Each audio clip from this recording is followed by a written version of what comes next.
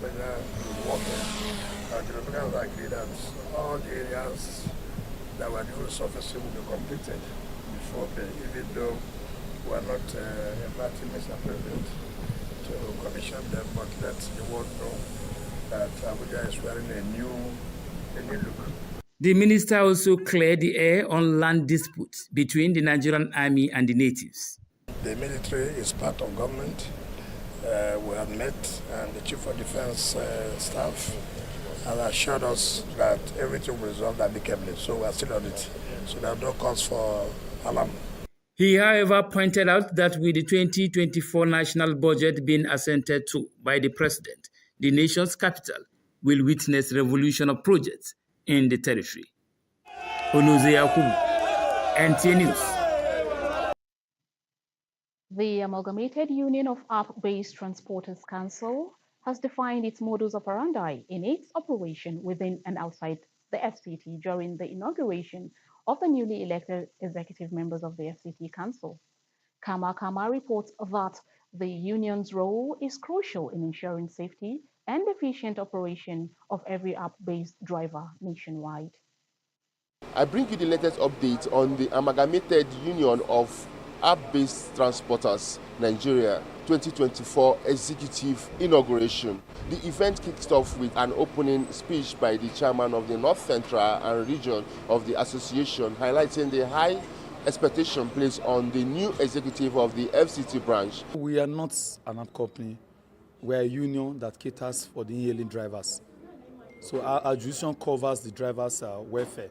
Most times you get a request, the driver gets a request and he doesn't have details of the person he's speaking. And then this is not far from the fact that the app companies have refused to profile their riders. So these are some of the challenges we have experienced during the course of carrying out our duty. The app companies, we are already talking to them now to profile our riders, because of recent there's a lot of insecurity in the society. So now we, as the union, are already fighting for that. During the inauguration ceremony, the newly elected executive members of the FCT branch were sworn in, symbolizing their commitment to serving their fellow drivers and the union as a whole. These dedicated individuals pledged to give their best efforts in providing top-notch services to their members and upholding the values of the association. With this union, I think currently we have passed that stage for an Arboro to embarrass or extort any driver in the FCT. So that alone is an achievement for the union. With the new executive team in place, drivers can look forward to a strong advocate for their interests and a more secured working environment. Kama, NTA News. You are watching the 1 p.m. news on NTA Channel 5 Abuja, and still to come on the news.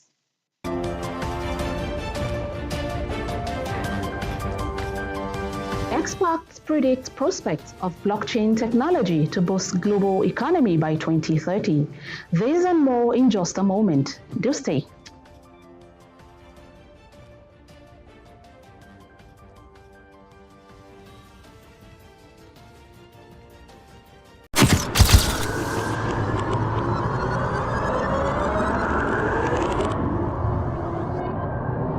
Good evening, glad to have you join us. Thanks for joining us on Weekly News Wrap. Thank you very much for having me. And it is on that note we welcome you to today's edition of the program. We celebrate creativity, lasting impressions. There's no book stating that this is the role for men.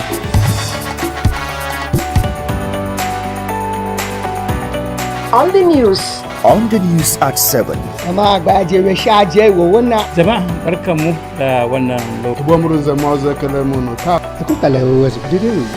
news station NTA Channel 5, Abuja. Would say have a lovely day.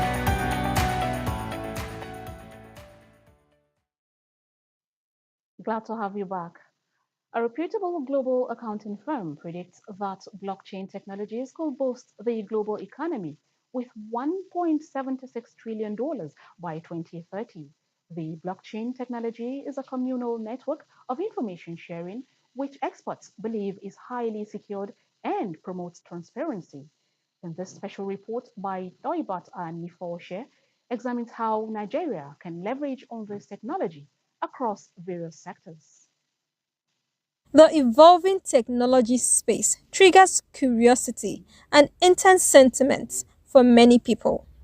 So when it comes to blockchain, the perception is widely associated with cryptocurrency and Bitcoin. However, experts say its use far outweighs trade in such digital assets. For instance, its application across multiple sectors in Nigeria. Nigeria can look at the blockchain not from the financial aspect. We can look at it from how we can decentralize our data, how for security as well. Blockchain can be used for security to ensure that all record of criminal possible crimes activities that happen can be put online, so that if such individual commit another crime, you can easily go to the database, and then maybe a particular individual commit a crime in Kano and then he ran away to Lagos. If his data is being decentralized on a blockchain, the military other processes can check and see whether such person has a military record. Because at times when you are being hired or you are being employed, they ask you, do you have a criminal records or whatsoever? So blockchain can also be used in terms of election as well. Blockchain can be used in terms of election to ensure that from the voting point down to the collation and then the announcement of results. The National Blockchain Policy already lays out a comprehensive framework for the acceptance and execution of blockchain technology. However, this blockchain lawyer is of the opinion that relevant government agencies getting acquainted with the technology would enable informed regulation of its adoption. When it comes to the issues around blockchain technology, the first step is education. You can't regulate what you don't know. Those that wants to regulate the blockchain or anything at all should first of all study it to understand what it entails. Experts believe that blockchain technology, if properly harnessed, could develop multiple sectors across the country. In Abuja, Toyiba Anifoshi, NTA News. Metaverse technology refers to an immersive digital world facilitated by virtual reality, augmented reality, and other digital components. In this special report, Doibot Anifoshe again seeks to examine the implication of this technology, even as a tech company in Nigeria is already tapping into its potentials. The term metaverse was first coined in a Neil Stephenson's novel titled Snow Crash. However, there's been various arguments about the true meaning and implication of the word metaverse. There's a perception that it means a world existing alongside the real world, like a twin universe. Other groups believe the term refers to a world existing beyond the universe, an entirely different world with endless possibilities. It's a dictum now in semantics that meanings are not in words, they are in people. Or put the other way round, meanings are in people, not in words. Which therefore means that any of us, any group, can apply to a particular word any meaning, depending on the agreements, possibly tacitly, that the users of the language read. Akhtar Ogo is a partner in a tech company that thrives on metaverse technology in Nigeria. You teach people online, you keep them in a class, so you needed a space. So we wanted to use the metaverse as the classroom, because the metaverse is a space, a virtual space, where you can set up a classroom, you can set up your house, you can buy a car there, drive it in the metaverse, and of course, as you know, you have to show up there in your avatar. So, and how do you get to the metaverse? We are linked to it through augmented reality glasses and virtual reality glasses, goggles rather. you wear them, then you have 3D experiences in the metaverse. He believes the technology has a lot of potentials. It is estimated that by 2030, the value of the metaverse will be like $5 trillion. Experts in the tech industry have expressed concerns over the metaverse technology, one of which includes subjecting its users to the control of the inventors. In Abuja, Toyiba and Foshe, NTA News. And now to religion matters. Ramadan is the month of giving, forgiveness, and bonding with Almighty Allah, who has promised great rewards for all forms of worship. This was re-echoed at the Al-Habibiyah Daily Iftar Feeding Program, which has continued to support thousands of fasting Muslims. Hawa Gimba reports that this gesture has become worthy of emulation.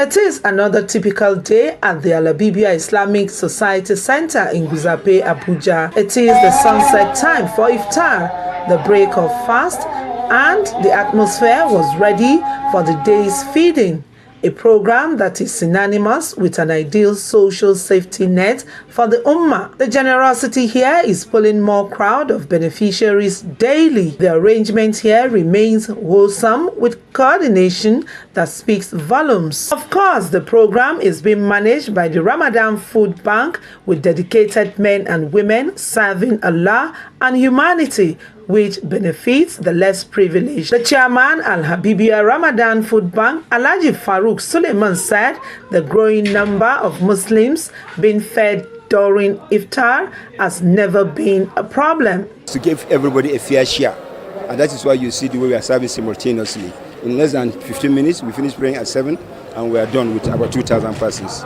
But the important thing is that you identify everybody and treat that person as an individual. Chief Imam of Al-Habibiyah Islamic Society, Imam Fuad Adeyemi, says connecting with people in the holy month of Ramadan through iftar is another way of identifying with the conditions of people of the Ummah. He is leading as such, giving them a sense of belonging. This program is not just special for this year. We have started this program for the past 20 years. The only thing we have this year is that we scale it up because we had more people to feed during this month. For the children, their joy knows no bound. Al-Habibiyah, thank you. Al-Habibiyah, thank you. Apart from the daily iftar feeding, also benefits from other programs of the society outside the Ramadan. Hawa Gimba. Thank you, Mariam. Welcome to The Globe, a foreign news segment that brings you unique perspectives to happenings around the globe.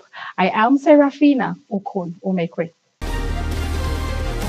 Let's begin with the amazing news from the Harvard Medical School in Boston, as first man to receive a genetically modified kidney transplant from a pig has been discharged from the hospital. The 62-year-old was sent home on Wednesday, 2 weeks after the groundbreaking surgery at the Massachusetts General Hospital. Organ transplants from genetically modified pigs have failed in the past, but the success of the current procedure so far by scientists as a historic milestone in the field of transplantation. The patient, Richard Slayman, had been battling end-stage kidney disease. Away from health, let's talk politics. Ahead of the next month's general elections in South Africa, 67-year-old veteran anti-apartheid struggle Mapisa Gwakula became speaker in 2021. Before then, she served as defense minister for 7 years. She is accused of soliciting bribes in return for awarding contracts during her time as defense minister. She has denied all charges, saying her resignation is in no way an indication or admission of guilt. Mapisa is accused of making several demands for money amounting to $120,000 from a company before securing a tender to transport military equipment back to South Africa from elsewhere in the continent. The corruption probe many believe would be difficult for the governing African National Congress, which has been in power since 1994. It has faced repeated allegations on corruption and mismanagement of public funds. The former Minister of Defense is accused of soliciting bribes before awarding contracts. The search for survivors of Taiwan's strongest earthquake in 25 years continues. 9 people have been confirmed dead and hundreds injured after the 7.2 magnitude tremor hit off the island's east on Wednesday morning. Relief efforts are focused on Halion along the rugged and scenic east coast, where dozens of buildings were left stuttering after lower floods collapsed, bridges and tunnels were destroyed, and roads damaged by rocks and landslides. This Thursday, the National Fire Agency said 1,038 people have been injured, while 52 are missing and unaccounted for, and 9 deaths recorded. And that's too much we can take on the globe this week. The news continues shortly.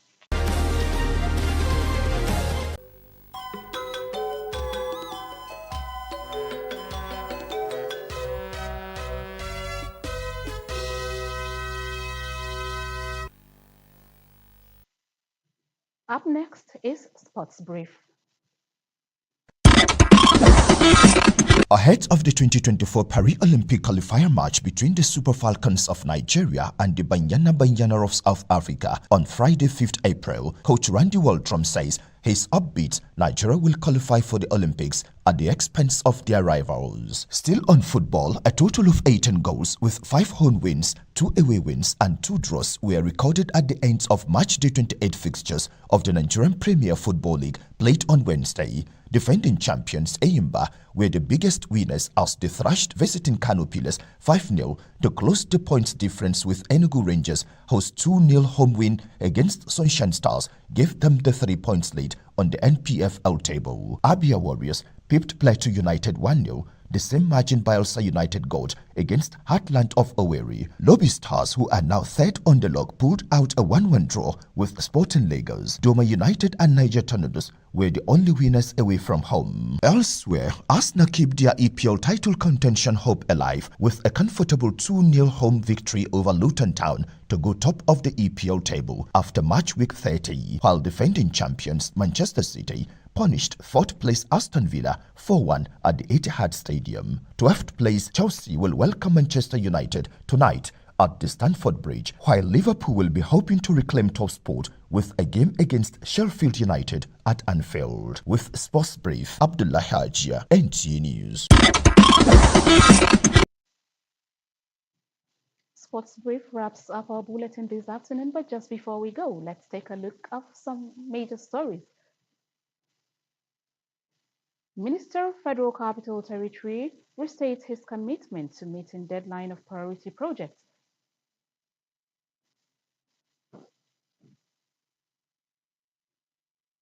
And Amalgamated Union of App-Based Transporters inaugurated new executives, defines modus operandi within and outside Nigeria. Thanks for watching the news at 1 p.m. on NTA Channel 5 Abuja. Do join us at 7 p.m. for more news. Good afternoon.